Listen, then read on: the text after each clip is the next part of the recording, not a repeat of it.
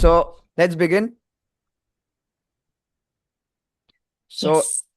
definitely. So can you just introduce yourself to our viewers? Yeah. Okay. Yeah, hello. This is Krishna Soda, and am I audible? Yeah. Yeah.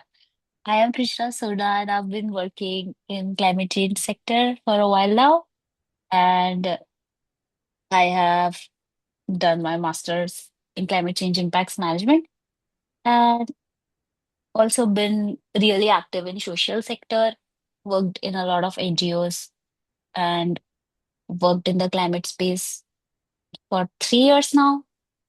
And yeah, that's me. Perfect, perfect. So what was the transition from physics to climate change? I think you pursued a bachelor's in physics, right? Yes. So it is about, I was always interested in climate and atmosphere, but at that time when I was doing my bachelor's, I didn't knew of any courses which were specifically for climate change.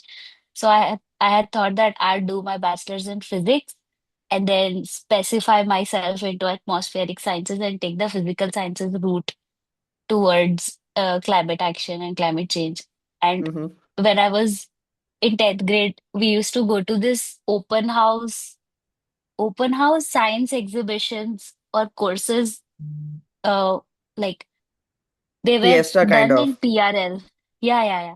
In PRL. So they gave us like a document where how you can pursue various fields in science. So it was like BSc physics, MSc physics, then you do a PhD, you give all these exams, JEST and Ramanujan exam and all of that. So I just like had that one pamphlet of them and then I laminated it and I was Mm-hmm. like, whoa, this is how I'll go about it. But it all never went like it should have. So I was like, Right. bachelor's physics. And then I came across master's climate change. So I just ended up in climate change out of my physics. Um, what do you say that? Out of my physics, atmospheric science, KIDA, or Uh-huh. nerd in me. Where did you pursue your schooling from?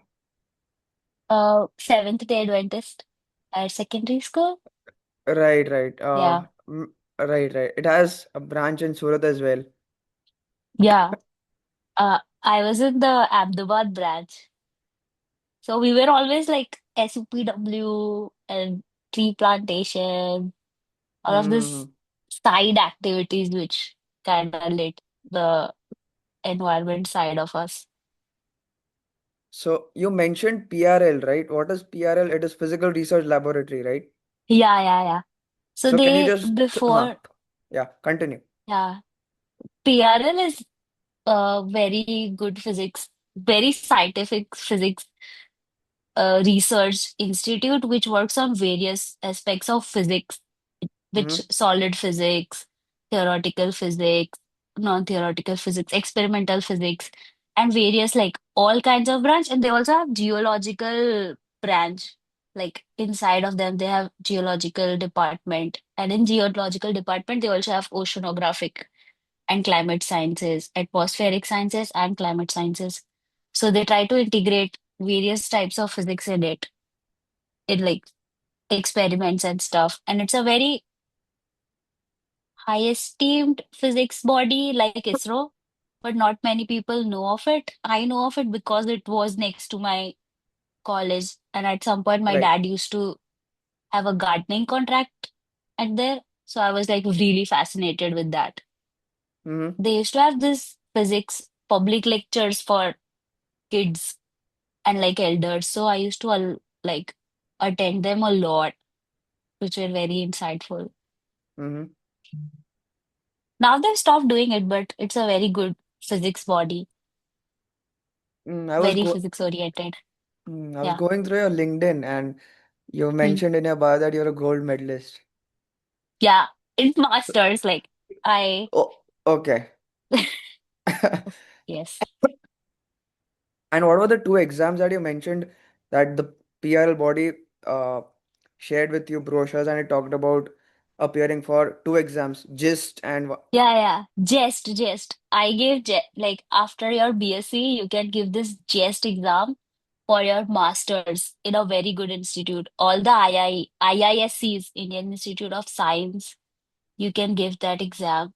And yeah, I might have the brochure as well, but might need to get it. If you give me 2 minutes, I can get it. Read it out for you. I mean, it's fine. If it is Yeah, available handily, then it's fine. But if it's gonna take time, then it's completely fine. Not a hard and fast it's rule. okay.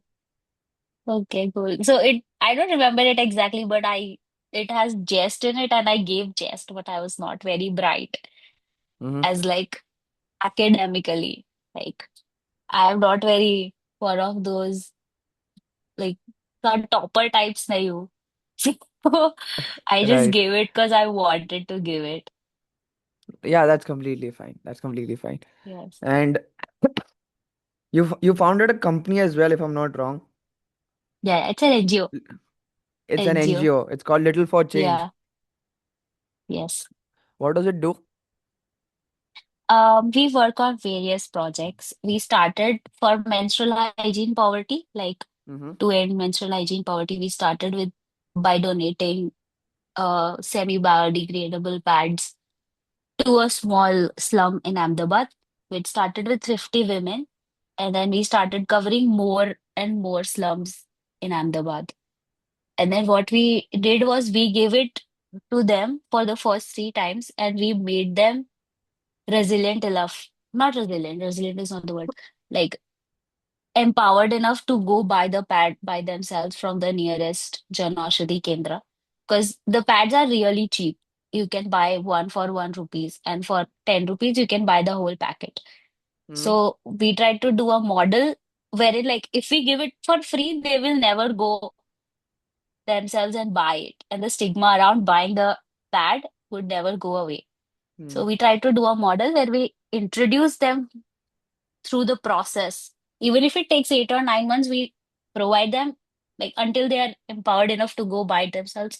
We provide them with free pads, give them all the menstrual hygiene education to women, to younger girls as well, and even boys in the community. And then Mm-hmm. we go door to door because sometimes they don't come to a place and like to talk about it because they are so shy in the urban slums and even in the villages. So it's very stigmatized topic. So we try to do it door to door, and then we started getting them to buy it. And in some communities, we also started giving them reusable pads and also menstrual cups. But no one is yet very comfortable with using them, but they have the information how to use them. So if whenever they want, we can provide them with that. So one of them is this menstrual hygiene. Then the second one is we work on education items. Like there are very rural schools where students don't even have slippers. Not even shoes. They don't even have slippers. They don't even have bags, pencils, books. So even if you give them one pencil, it is a very big deal for them because they cannot Yeah. financially afford it. Mm-hmm. Like Right. education is so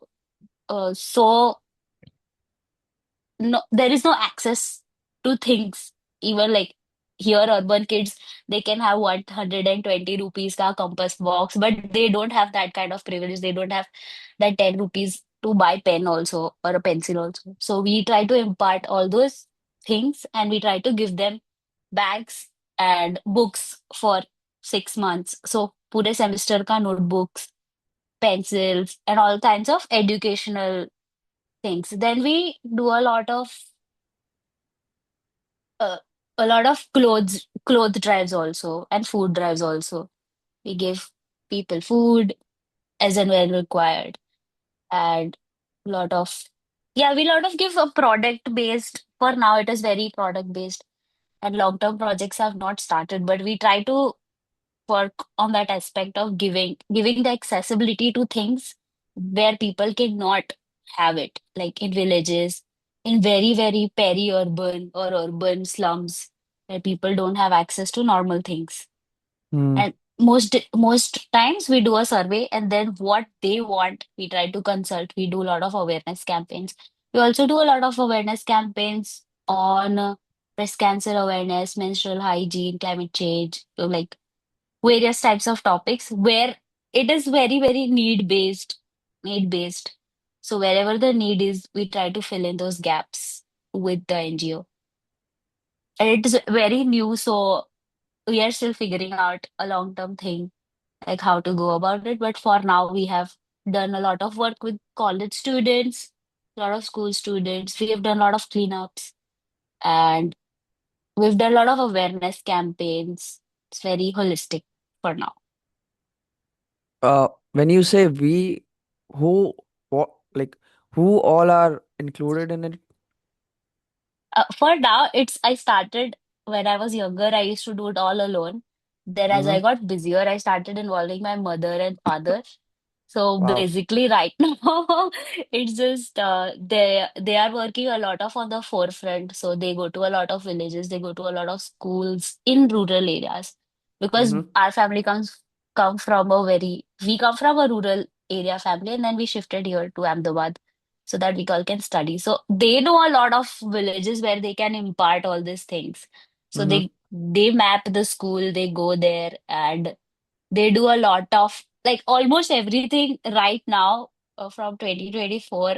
They have been doing it a lot. I just do the first hand coordination and like this is what we have, this is what we can do, and then they do the rest of it.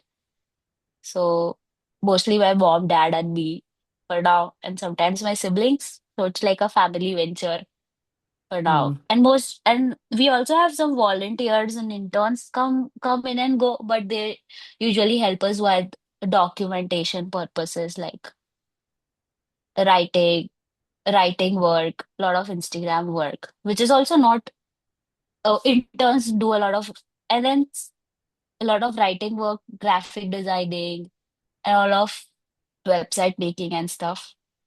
And Right. sometimes they try to do photo video documentation while we do the events and projects. Perfect. And like, do you provide freebies or do you get fund from anywhere? Or are you burning your own No, money on it?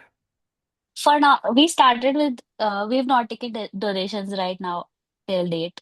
So Mm-hmm. we have not taken any donations. At first, I used to put my own uh, money, but for now, we do a lot of CSR events.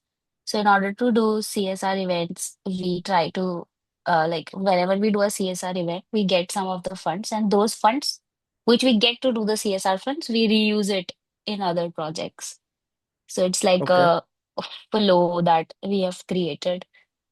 So it's like, no, So we it don't comes full ask for circle. donations. Yeah. So we do the CSR, we get money, and then we try to like to create a circular thing Mm-hmm. where we are not asking for donations. We have not asked for donations yet, or like are not planning in future for some time. But yeah. But for long-term things, we might do like projects and stuff, but where we would not have we would apply for projects, but we would not go and ask like please donate, like something like that, because that was not the idea of the NGO at the first place. Right. Perfect. And uh, how active is it right now? Let's It say is very in active. Yeah. wow. But every month we have the thing is we have not been posting a lot on Instagram, Mm-hmm. and it has been pretty morbid on the like a little slow, sorry, a little slow on the Instagram front, or like where we show that this is what we do and stuff. Mm-hmm. But we have been very active since we have ever since 2023, 2024, 2025. Ever since we stopped posting about it, we've been very active, but our work has been there. It has been documented in different ways, and it has been submitted to the NGO department, the CA and stuff. income tax department and stuff. So we are very active, but we are not being very vocal about it. It's very low key right now. Right. Amazing, amazing. Uh, Yes. Coming to your professional life, uh, Yes. the very reason we are into this podcast, right? Yes. You're working as a environmental specialist in Center for Climate Change. Center for Environment Wait. Education. Center for Environment Project Education. officer. Yeah, yeah. Project officer at Center for Environment Education. Perfect. Now, what is Center for Environment Education? So Center for Environment Education uh, was founded by Sri Kartikeya Sarabhai 40 years ago, and it works on education. They have been working since more than 40. It's the 41st year, and they have been working on climate change education ever since. They have been working on a lot of policies.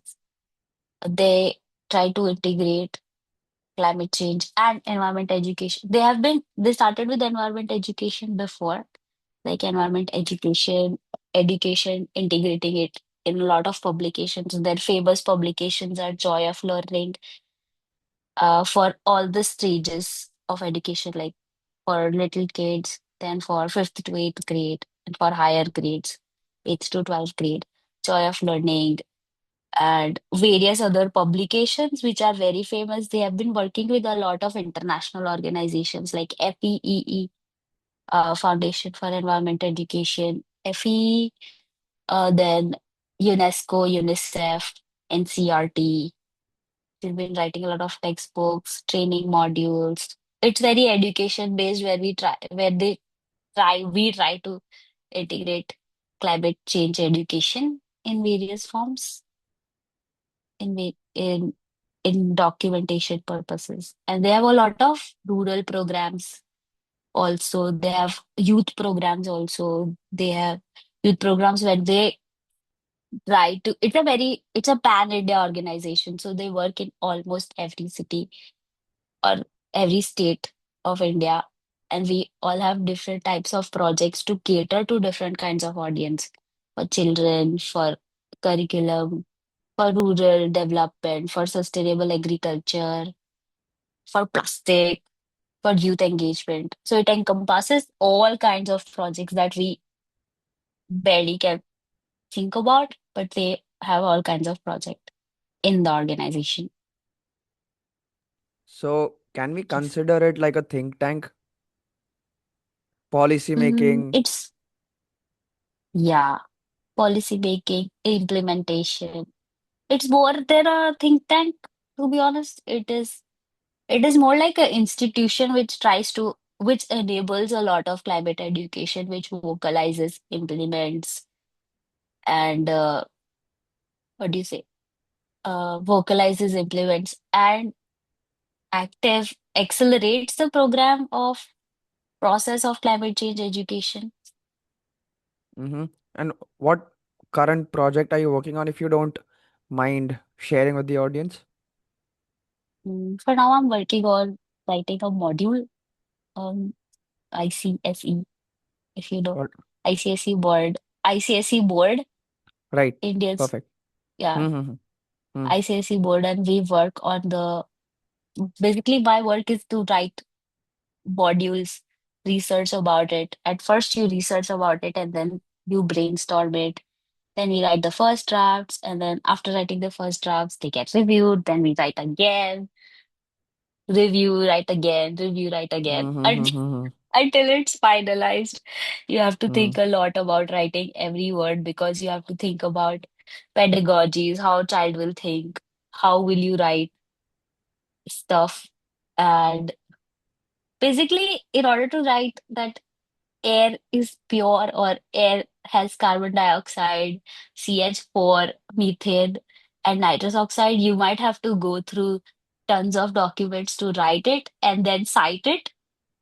Like, Oh. Mm-hmm. so it's not a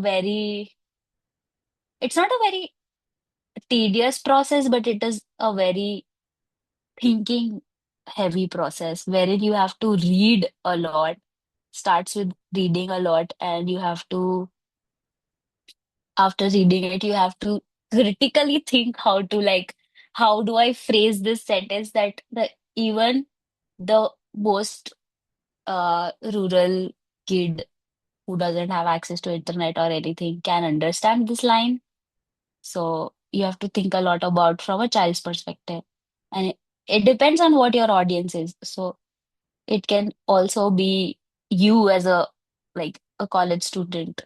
And then if I have to write in a way that you get it, then I have to research and rewrite it in a way that you will understand. So it depends from person to person or how you want to present the same technical data in a very social perspective or for a child or for a youth or a young person, sorry. So is it only in English, or there multiple languages in which these pedagogies and everything is done? It depends, yeah. It depends from uh project to project, but mostly if we have to translate it, they do translate it in various languages. Like it's if it's for Gujarat, you can translate it to Gujarati. We have a lot of projects in Pune and Maharashtra where they have translated stuff in Marathi, where people will translate stuff in Bengali. It depends. It really depends on where the project or what the audience is.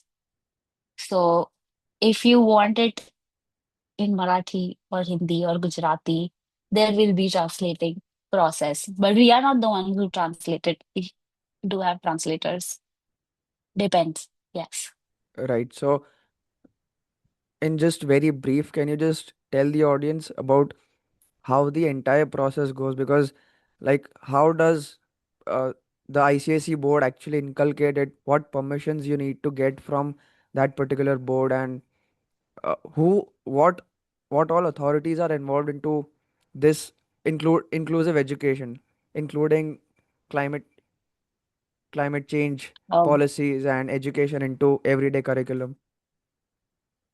yes. I am not fully equipped to answer this question, but I don't know how it starts. But as far from the knowledge that I have, is that a agency or a board approaches a institution which is already doing a lot of education work and vice versa. Like if I as an organization I'm doing education purpose things and I want to apply for a thing which I am capable of doing. For example, CEE has been doing this for 40 years, so we would have the expertise to apply for things and then it gets approved. And then the first line of thinking starts that how do you want it to be? A lot of meetings and a lot of thinking process on of what we actually want in the stuff, like in the module or in the textbook or any other any other publication that we are working on. And then after that, we try to create a framework wherein we list down how it should be, like how what all you need to be. For example, if you are doing it for circular economy, like what all the child need to know for circular economy module or any other module that you're presenting. After the framework is ready, you start thinking about what all, how can you make it different from the existing materials present in the market? Because what is the USP? Like, how will a student have this subject integrated when he already has like 8 subjects to study? Like he has maths to study, science to study, social science to study. And then as you grow up, they try to bifurcate history, civics, geography, physics, chemistry, biology, maths, English 1, English 2, then PT and computer and then you have a new subject for climate change. So it is a very heavy thing for a child. So we have to keep that in mind. And we try to integrated in such way that it is not compulsorily and it is compulsory in a way that you are not overwhelmed with it. And even if it's compulsory, it is fun enough for a child to go through it. He was go through it and not be like, whoa, this is a very hard subject and I don't want to understand what climate change is. And because climate change is a very complex subject, you have to simplify it a lot. So you try to simplify it, create a module, and then under the new NEP 2020, the NEP says that you have to include environment and climate change in various forms. So these reforms, all these modules are way aligned with NEP. So then it goes to the students with the agency and the NGO. And then after once it's ready for the child, they get it, if I'm making sense. And Yeah, you are. You actually if are it's making it. easy, if Yeah. it is, this is the easiest way I can say Mm-hmm. Right. without being very, not giving so much information and getting in trouble. This is the easiest way I can, like, if Mm. it's an arrow diagram, it would be like um, agency two creates module, aligns with policy implementation using a module, and then going to the children. It's like a whole process, and there's a review process in between, which is very critical. So, which might take longer time, lesser time, Who is the depends. who is the final signing authority into this? The main board, the for example, if it's some XYZ board, then and you are the board head. After the review, you will see the whole thing, and then they will approve it. And then if it's shit, they will not do it. And if it's good enough for children to go and not politically wrong or the thing, no problems, then you get a green sign and then it gets out. But there's a Perfect. very, very stringent review process, I must say, which is Mm-hmm. very tiring, which is harder than writing. So, Oh. Mm. yeah, very critical. Mm. So if anyone wants to get recruited or wants to contribute to CEE, what is the Mm. process? How can one person who is like interested into all of it get into Center for Environment Education? Is there a particular It's it's a channel? very simple process. Yeah, yeah. We usually post our stuff on the website, ceeindia.org. And along with ceeindia.org, there we all are on Instagram, LinkedIn, all the platforms. So whenever there's a recruitment, they post it, and then you can go to the website and apply. And Okay. after that, you get shortlisted, and after shortlisting, you get the interview, and then you're in. But Mm. every position requires minimal requirements. For every position, there are different requirements. For example, for my position, I had to be someone from environment background or climate change background and have certain skills such as writing, imaginative skill, Canvas skills, basic computer skills, and scientific writing skills. So for my position, I can say I work for climate education.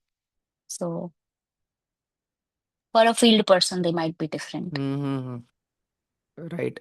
And um, what else? Uh, if I had to ask, how is the Delhi board different from the one in Ahmedabad? Which one? Can you name? Center for Environment Education, it initially started in Delhi, right? Yes, but they started they started here in Ahmedabad, and then they started expanding. But they're one of the main offices in Ahmedabad. We have like a very huge office with 14 acres of forest. Mm-hmm. And we And started and ideated in Ahmedabad, and then it expanded everywhere. Then got registered in Delhi, if I'm right. what do you Yes. think? How is the uh, climate scenario right now in India and in countries like Scandinavian countries, Denmark, Sweden, Netherlands, Finland, Norway. Hmm. How are things escalating in India? What is the current opportunity for businessmen, for educators, for entrepreneurs, for students? In the climate space. Yes, in this entire environment Um, space.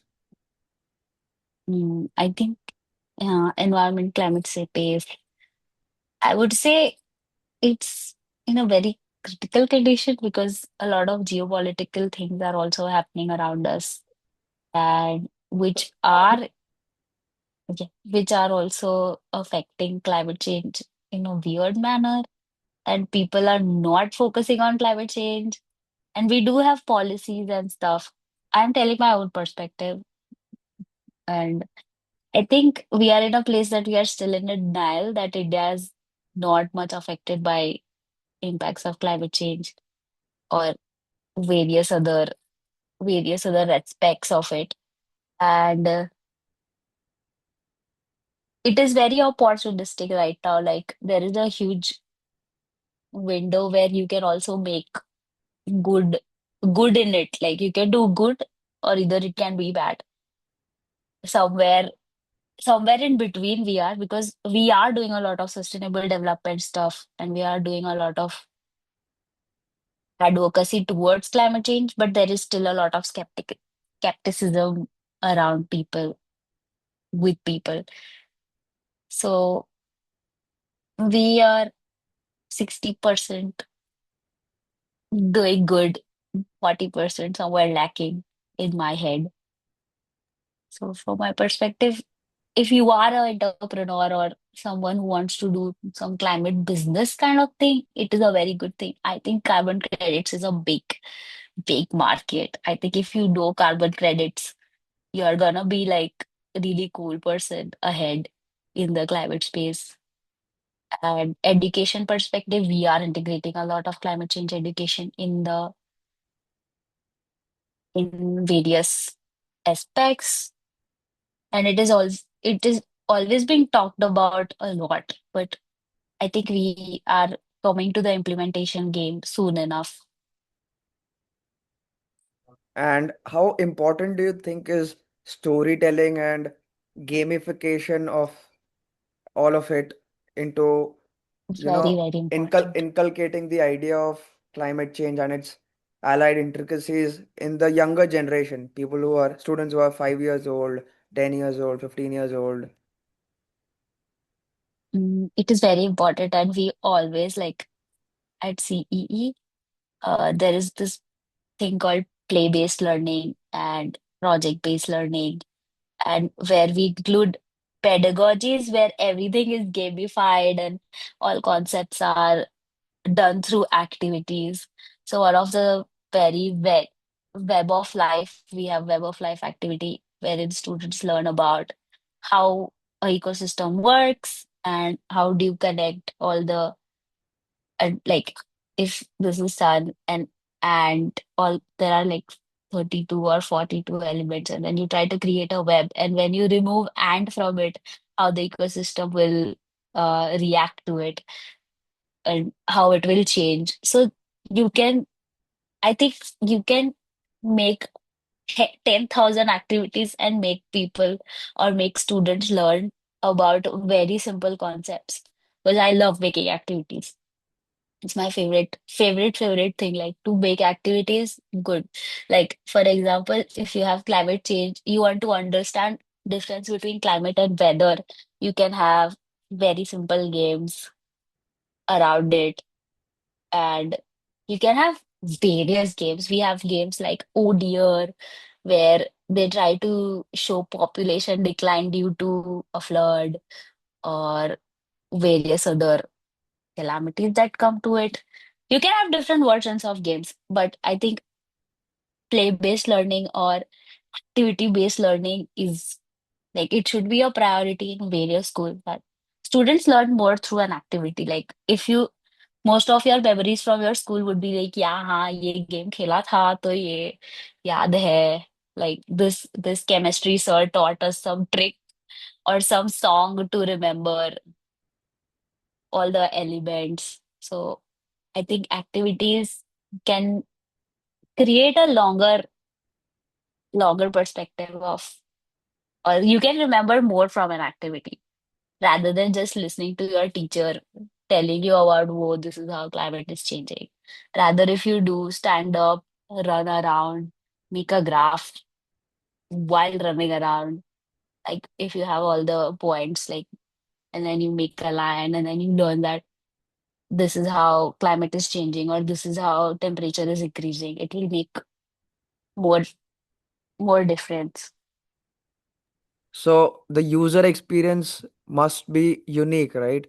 The person must Yes, interact. It must be interactive. What do you mean to say? yes, interactive learning is way to go. Interactive learning, play-based learning, nature-based learning. We have a Hmm. school on our campus in Ahmedabad, Mm-hmm. where for younger kids, and they learn a lot of their KG, pre-KG, education from nature-based learning.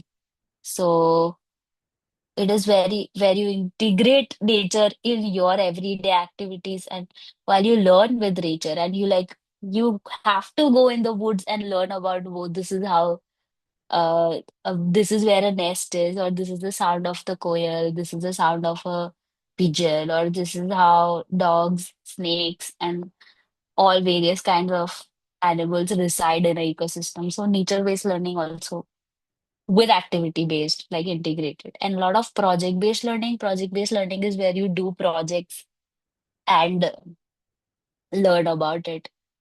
Uh, for example, we used to do that volcano, if you remember, it's a very volcano eruption. So those Yeah, we kinds had of to make projects, those but 3D like, models. yeah, so Mm, those kinds of projects also are very important. absolutely. That's true. Yeah, I think only then would the student actually understand and fathom the fact Mm, that climate change is actually a big thing in today's life. yes. You've got experience in GIS as well, right? Little bit. I did my master's thesis on it, Mm-hmm. and What was the I topic? used to. Uh, can you give me a can you give me a minute?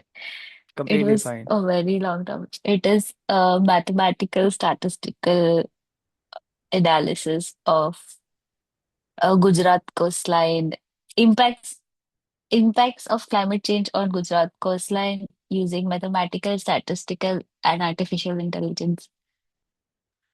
It was long, Now, I think I'm in long. 2027. I'm in 2027 now. Yeah, yeah, it was GIS, mathematical, statistical, and artificial intelligence. It was very new when I started using artificial intelligence.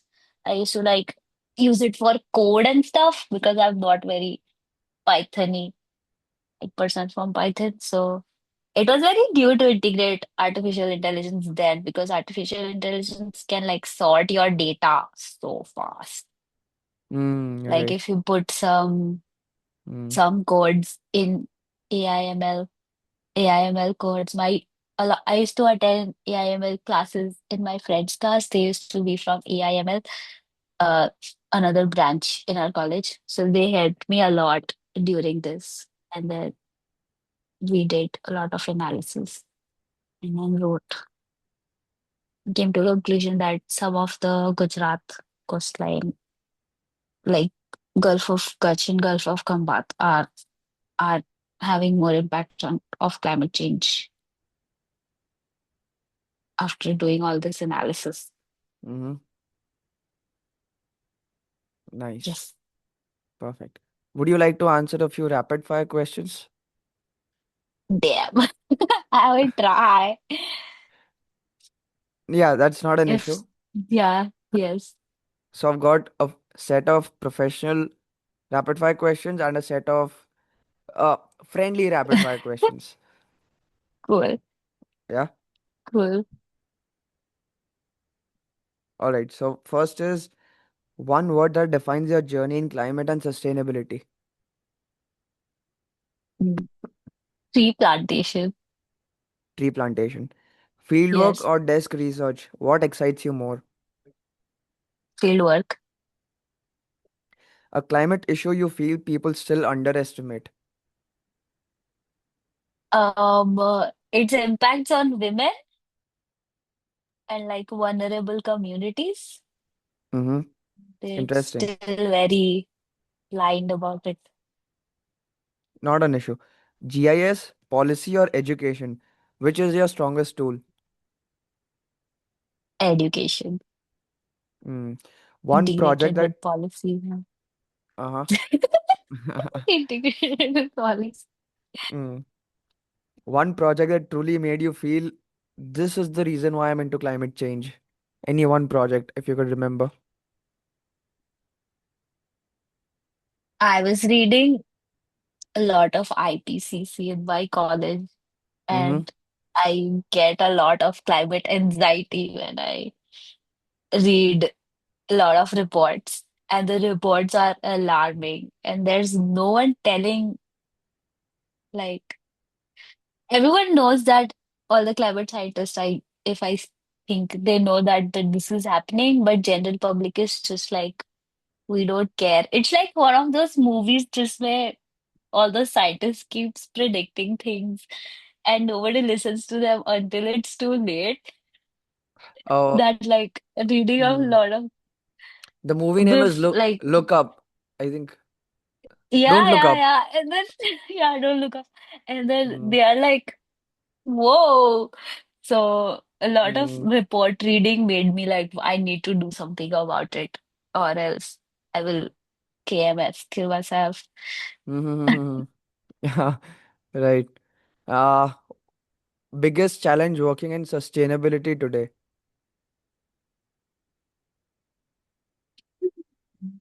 I think it is talked so much that we forget working about it, like on it. Wow. Mm, Like interesting. we talk about sustainability so much कि ये करना चाहिए वो करना चाहिए पर करना ही भूल जाते हैं like करते ही नहीं है तो that's where the problem is that everybody knows what sustainability is or everybody wants to do something about it but we just keep talking we never end up doing something because 2030 goals with 4 years left कहाँ Mm. I don't I don't know it's very uh I don't have words to comprehend. It's Sorry. risky to actually comment on it as well. It's actually very That's why risky. I'm just refraining myself. I'm like, हाँ बस कर रहे हैं. बाकी सब Mm. ठीक बस चल रहा है. Right, right. Energy. All right, next. If you could implement one change in India overnight, what would it be? Overnight, I would ban all the cars, man. All the cars and Mm-hmm. whatever whatever vehicles menace that they create on the roads. Like, why sub cycle लेके जाओ office? Everyone should go on cycle. Or Mm. like at least have cycling lanes. That's what I could do overnight. Like keep the cars alternate days, but cycling lanes. I want cycling lanes in India. You cycle as well, right? Yeah, a lot. A lot. What is the longest you went on a bike ride 100 kilometers. in one go? Go, yes. 100 kilometers. And what was the route that you had taken? So I went from here to Gandhinagar, came back from Gandhinagar, then I went to GU side, the whole Gujarat University. I cycled 2 times. Then I came back to my Madinagar side and I did last 25 kilometers in my area. Took me Mm-hmm. 5 hours. Wow. But I like my pace is so slow. And then I did like stop for water and food. Mm-hmm. But yeah, my moving time was 5 hours. I did 100 kilometers in 5 hours, 18 kilometers per hour. Is it like a regular hobby for you? Yes, every day, Amazing, like amazing. alternate days. Some days I run, 3 days I run, 3 days I cycle, Mm-hmm. and I want to cycle more to office. And I've been doing that. And I've noticed one thing, if I can say, that there are no privileged people cycling to work, which is very funny that I didn't see nobody like me going on a cycle so far. There were only like old uncles and some aunties, Mm-hmm. um, wage workers, and there were no privileged people going on cycles. So that's like Actually. alarming to me. Mm-hmm. Yes, alarming to me. I'm like, whoa. And then there are no people who like people on cycles, like educated people, so called. They'll just like, if you are, and I very strongly want to say it on this platform or wherever I get, like, if a person is going on the side with a helmet and a light, how can you be honking at a person so loud that they lose their temper? Like, I don't get how people are so insensitive to cyclists in India or wherever. I've only been to India and I've only cycled on Ahmedabad roads. So Mm-hmm. I'm like, guys, gotta chill a little bit, or like think about Mm-hmm. road safety of other people. That's it. I think if it were some other country in Europe, things would have been completely different. Like 180 degrees. Yeah. In Netherlands, you see people go to work on cycles. They bike to their work. Yes, and do they like some countries also pay you for cycling to work? Like if you cycle Wow, to that's work, you get crazy. money. And then like if you cycle to Right. work, it's a big deal. Here, like if you are cycle on a cycle, you are poor. You Right. just you Actually. तुमको बस there's this classism happening. I don't know, classist behavior where if you are on a cycle and if you are going to places on a smaller vehicle, no matter what you do or how much you are just poor if you are on a cycle. Nobody will give a damn. That's true. That's true. Yeah.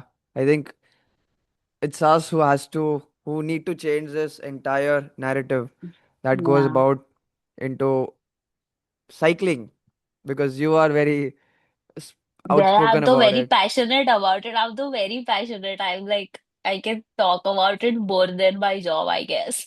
Wow, that's crazy. All right, Very let's get on passionate. to the Yes. friendly questions. Rapid, rapid fire. Yes. Hmm.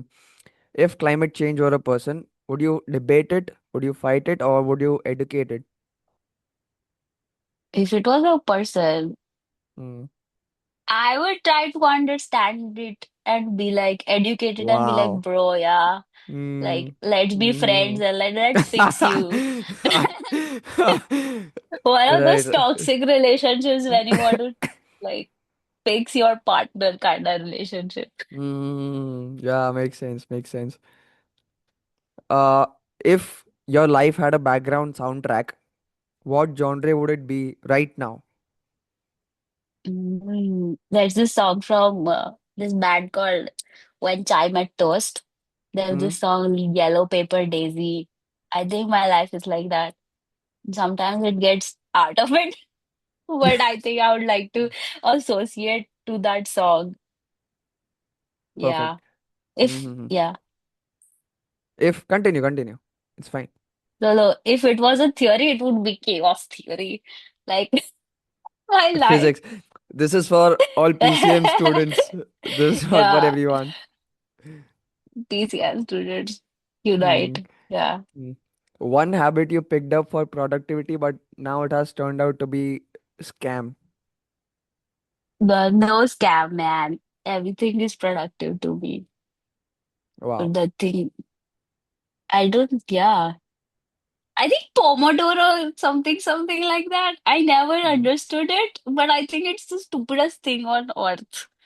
I don't know why. I've never tried it. I never understood it, but it's just very like, why karna hai, kar lo na. Why do you want to do all this? It's very annoying. I'm sorry. Personal opinion does not matter. I mean, Yes. does no It harm. does work for people. It's like it does Does work no for harm. people who understand it, but it doesn't work for me. Hmm. Though It's I try completely. to understand it, yes. Hmm. If you had to switch careers for a year, what would you try just for fun? I'd be a teacher. Teacher.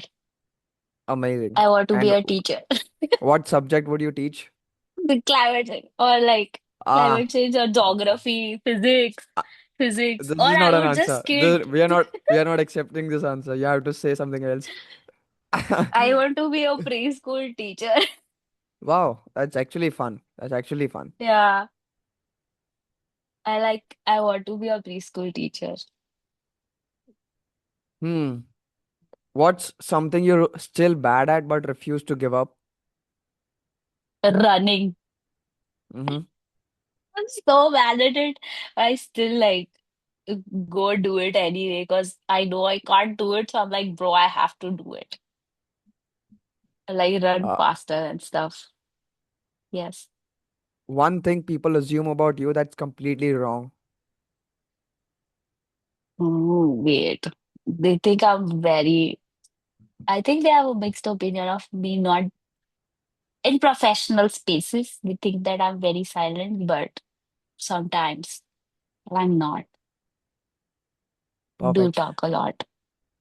Yeah, I can tell. I can tell. Yes.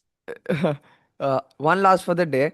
Uh, if you had to vacation in any part of the world apart from India for a month, which place would it Hmm. be and why? I'd go to Spain so I can cycle all of Spain. It's Mm-hmm. like heaven for cyclists. Wow. And in India, I want to cycle from Mumbai to Goa first and then the whole India. Telling it here, so I am accountable and I have to do it. Mm-hmm. Let's hope you get to do all of it. I just really wish, fingers crossed. Yes. And what Yes. anything, any pieces of advices or suggestions you have for the younger generation?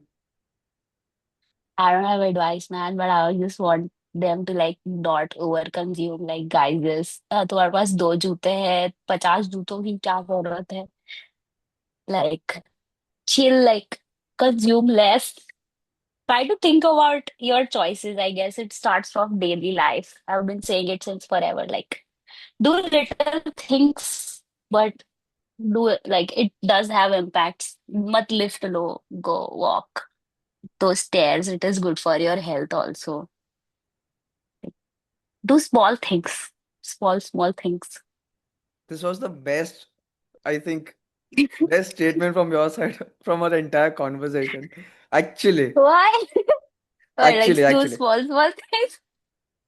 No, and second is overconsumption. I think overconsumption is a big issue right now. Not in India, but Yeah, man, if you talk about the everywhere. Americas, overconsumption is Are just. either here also like see if you are I'm sorry if I'm taking so much time, but if you are watching reels or like watching all these sales, have you seen the amount of shoes and jeans normal people have? Like almost तुम्हारे पास भी 10 jeans तो होंगी या 5 jeans तो होगी उससे ज्यादा होगी पर minimum amount is like 4 5 jeans. Everyone has it, and like Hmm, each jeans takes like so much liters of water. So like hmm, you don't even know what you are consuming. So actually, I think think and buy, I guess. every product, if you talk about jeans, so jeans instead of price tags, along with price tags, they must have this sustainability tag as well, where they talk about how much Ah, water has been consumed, how long it will take to biodegrade in the environment. yes, they might Hmm. have. They. Everyone knows it, but would they put it on the tag?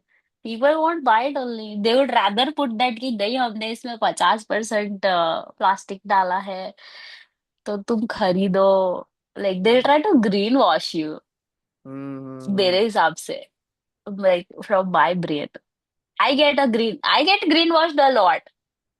मेरे को तो बोल दोगे कि नहीं ये चश्मे में प्लास्टिक हमने रिसाइकल करके डाला है तो मैं खरीद You will लूंगी buy पर it. If you do look it हाँ तो तो हमारे सबके साथ स्कैम ही हो रहा है टू बी ऑनेस्ट तो तुमको सोच Actually. के ही लेना पड़ेगा Hmm. Even if you want to buy sustainable things you will have to think about it like कि That's नहीं true. ग्रीन वॉश तो नहीं हो रहा हूँ कहीं मैं Hmm. Like yes Which is your favorite animal? Cat. Okay. And Amazing. manta ray and fish. I like manta ray a lot. What does a Manta manta ray ray look like? मछली. अरे manta ray नहीं देखा तुमने?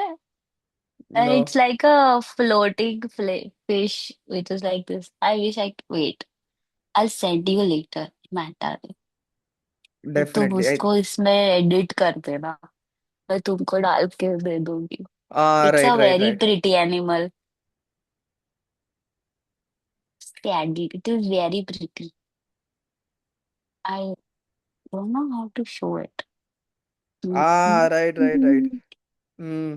They're like this, they fly like in the water. But yes. Hmm. All right. That's it for today's conversation. Let's hope we get to do a part two of it as well. Thank you so Really? much. Definitely, Okay, definitely.